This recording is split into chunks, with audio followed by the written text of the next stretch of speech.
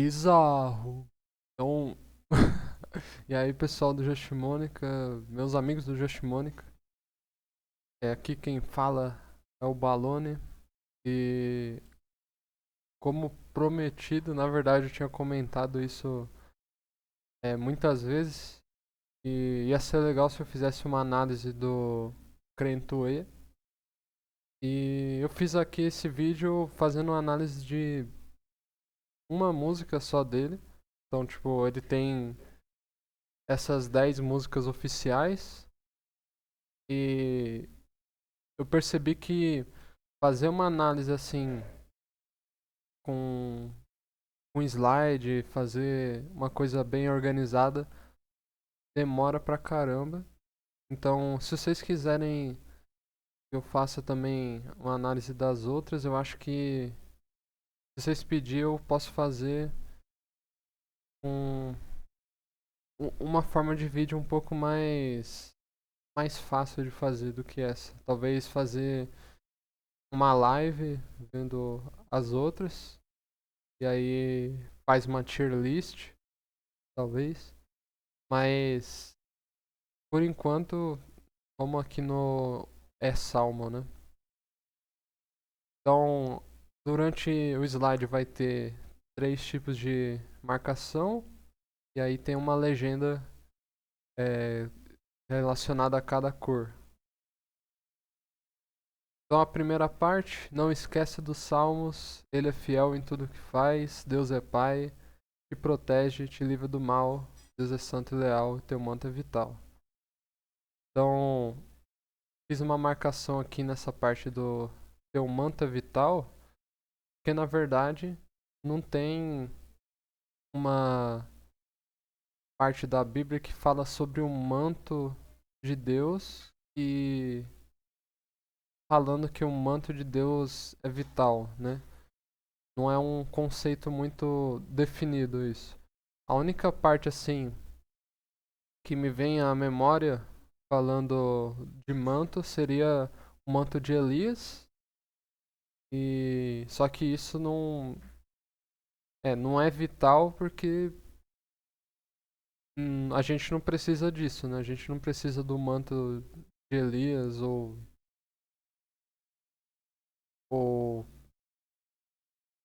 alguma coisa assim pra conseguir viver, né? Então, eu acho que essa parte aqui não tem base bíblica dessa do Crentoe, então ela não teria sido revisada aí pelo Ministério de Louvor, né, da igreja. Uma coisa que eu não comentei até agora, né, é que cada igreja tem certas regras para aceitar ou não louvores. Então, por exemplo, a igreja do nosso amigo Dias, ela tem um inário próprio, né? Então ela só toca louvores que estão naquele inário. Essa é uma prática comum de igrejas mais tradicionais, né? Mas igrejas como a minha, ela realmente ela só passa por um processo aí de revisão da letra pelo Ministério de Louvor. Então, é basicamente isso que eu estou tentando fazer aqui, né? É tentar revisar a letra como se eu fosse alguém do Ministério de Louvor, só que ao mesmo tempo eu vou apontar algumas coisas que eu acho maneiro da letra, assim. Tipo, algumas frases fortes, né, que o Crentoe faz. Então, tamo lendo no Jonas, quem tá andando com Deus nunca se assombra. O varão pega tua Bíblia, fim de semana, que o amor de Deus é lindo, ele te proclama, nunca vi mais grande. Então, eu esqueci até, bom, lendo agora, eu vejo que eu poderia marcar essa parte.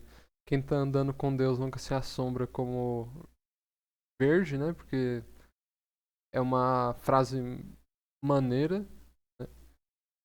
Mas aqui em amarelo eu marquei só uma coisinha que normalmente quando você escreve ele, algum pronome, né, para substituir o nome de Deus, aqui no caso a gente tá usando ele, você coloca ele com a letra maiúscula, né? Coloca ele com E maiúsculo. É um detalhezinho, mas normalmente fazem isso, né? Até para os pronomes assim, pronome possessivo, né? O vossa vontade.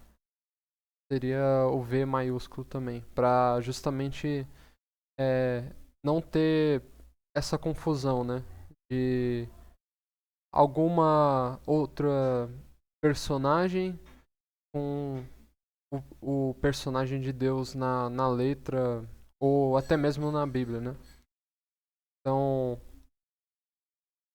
porque isso pode causar confusão.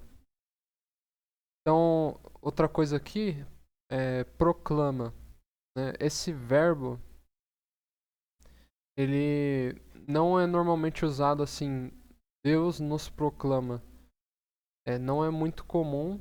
Assim, o que eu consigo pensar assim, que Deus nos proclama, sei lá, eu poderia falar que Deus nos proclama filhos, né? Mas mesmo assim, nesse sentido aqui, eu acho que não é esse sentido que o Cranthway queria fazer, né? Então, eu acho que é, proclama seria uma coisa essencialmente nossa em relação a Deus, né? Então, por exemplo, esse louvor da harpa cristã, eu não conheço esse louvor, o ritmo, né? Eu só sei que tem essa parte aí. E, sem fim proclamaremos, Deus é luz, Deus é amor. Essas são duas proclamações, né? No caso, estamos proclamando que Deus é luz e que Deus é amor. E isso é de nós para Deus, né? Não o contrário. Então, eu trocaria, né? Aí teria que ver também a questão do ritmo, como é que ficaria, por alguma coisa que tenha mais a ver com chama, né? Chamado. Eu acho que faz um pouco mais de sentido nesse contexto. Estamos lendo Jonas, quem está andando com Deus nunca se assombra. Então, essa é uma parte também que é um contra-exemplo, né?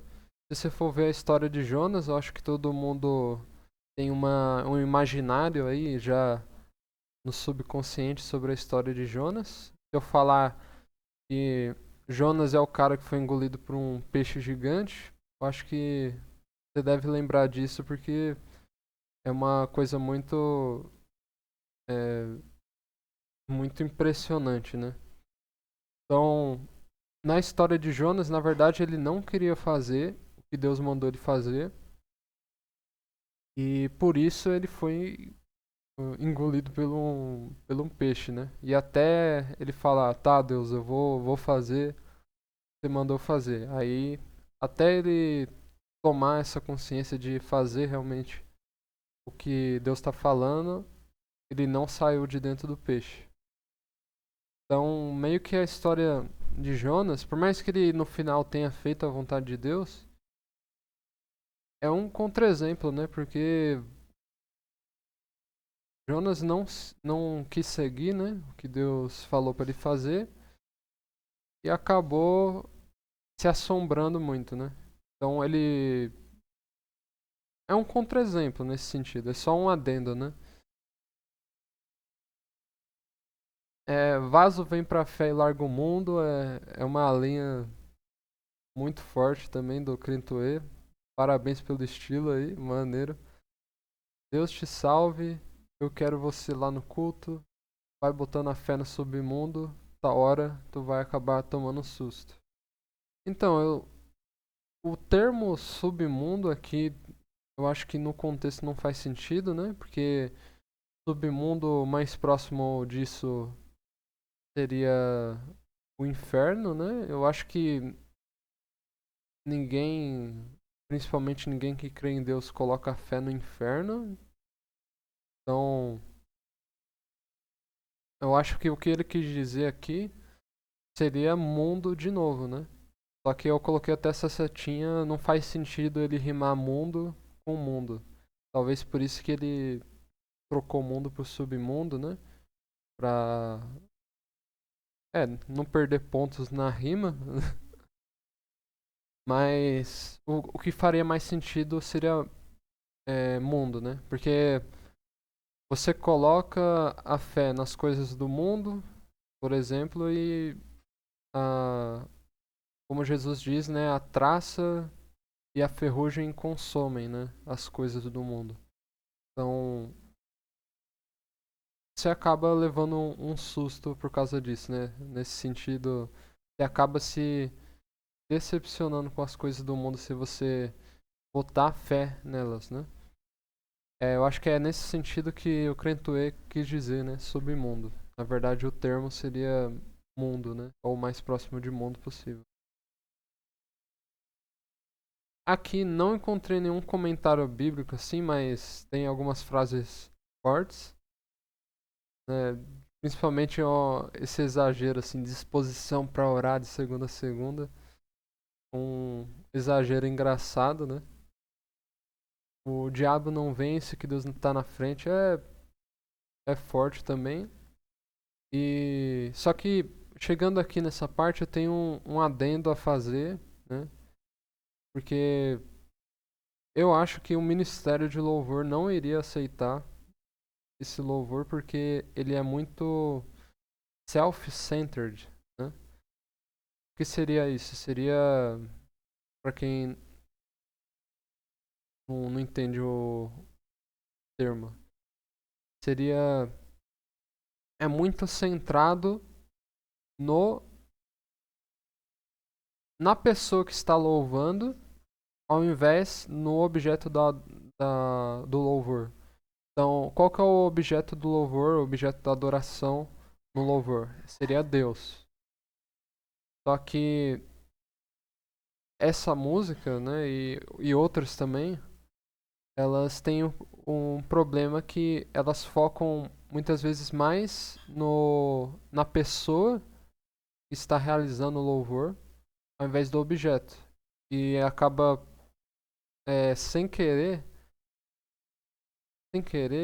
não sei se sem querer, né? Mas o efeito que isso causa seria que você está começando a louvar a própria pessoa que está louvando, ao invés de louvar o objeto. E isso é ruim, né? A gente tem que tomar cuidado porque a gente está basicamente dividindo, né, o rio de adoração entre duas coisas, né? Tem um rio principal ali vindo, aí tá saindo um monte de afluentes aí. Então, é só um adendo aí que ao longo de muitas partes desse louvor do Kinetoe, tem isso. Aqui tem um erro de português mesmo, eu acho que seria o certo fartura ao invés de fatura, né? Porque viver a vida com fatura a gente já vive, né? Difícil é viver com fartura.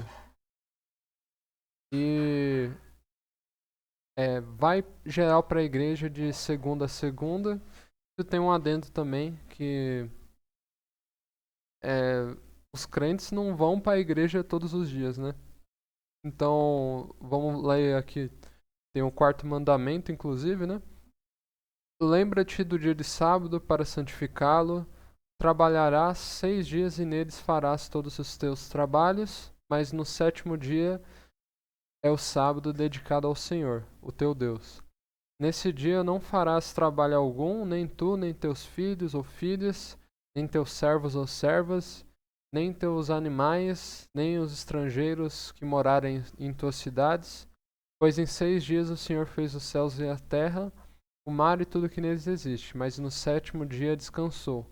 Portanto, o Senhor abençoou o sétimo dia e o santificou. Então, com o passar do tempo, né, o sábado trocou, foi transferido para o domingo, né? Domingo é o novo sábado, nesse sentido. E essa é uma prática que eu não conheço nenhuma igreja que não tenha o teu culto principal no domingo, né? Ou no fim de semana, que seja. E é,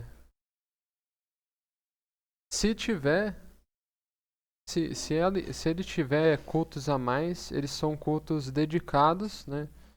A, outras coisas. Tipo, na minha igreja, na quarta-feira, ela tem um culto de oração, né? Então é um culto que a pregação da palavra é deixada um pouco ali de escanteio em favor do tempo de oração, né? Então eles ficam, sei lá, meia hora orando e aí tem um pouquinho ali de alguém falando no púlpito, né?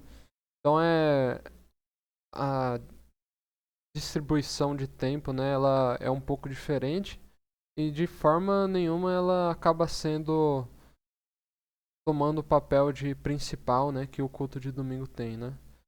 Ela acaba ajudando mais assim questão de comunhão entre os membros, né?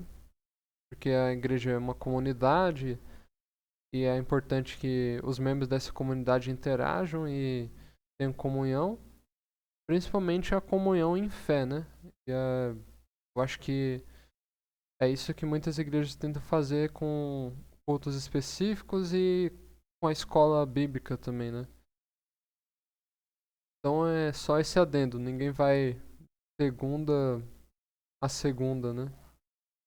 Não é um compromisso assim diário, né, com a igreja. Então, essa parte aqui, se passa na frente a palavra de puxa também é engraçado e eu dou pontos de maneiro pra isso, né? Tem um refrão de novo depois disso. E aqui, ó, nós está cheio de anjo, né? Essa parte aqui, que parte da Bíblia que fala que nós está cheio de anjo?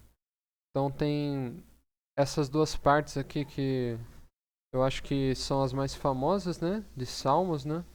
Então Salmos 34:7 diz: O anjo do Senhor é sentinela ao redor daqueles que o temem e os livra. E eu grifei aqui anjo do Senhor só para fazer o comentário assim, que no Velho Testamento muitas vezes aparece um anjo do Senhor em algumas histórias, tipo a história de Abraão, né, que um anjo do Senhor foi visitar ele e até comeu, né, a comida dele. Só que no Velho Testamento, quando aparece um anjo do Senhor, escrito assim, né, o anjo do Senhor, e o anjo ele recebe adoração, eles dizem que essa é uma aparição de Cristo, né, no Velho Testamento. Então, Cristo no Velho Testamento às vezes aparecia aí como anjo do Senhor que recebia adoração, porque nenhum anjo pode receber adoração. E aí fala, nenhum anjo pode receber adoração, né? Só Deus. E se um anjo receber adoração, aquele anjo é Deus. E anjo na forma humana ali, né, aparecendo, o pessoal acredita que seja Jesus. Só um adendo aí. Mas eu acho que nesse caso não seria Jesus que está falando aqui, né? No da direita, Deus dará ordens aos seus anjos para que te guardem, seja onde for que estiveres. Aí é simples, né? Inclusive esse Salmos 91 é muito conhecido, né? Pelo O Senhor é meu pastor, né? Nada me faltará. Isso. Lá no começo dele tem isso. E tem essa terceira aqui, que assim como os anjos também, tipo, os anjos estão nos guardando. Tem essa parte de 1 Pedro De sede sóbrios e vigilantes. O diabo, vosso adversário, anda em derredor, como leão que ruge procurando alguém para devorar. É,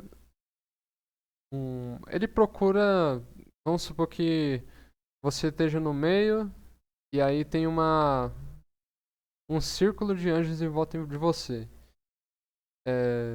Se tiver uma brecha ali, o diabo já está em derredor, né? Ele está em volta do entorno, né? Você está esperando uma brecha, né? Então também tem isso.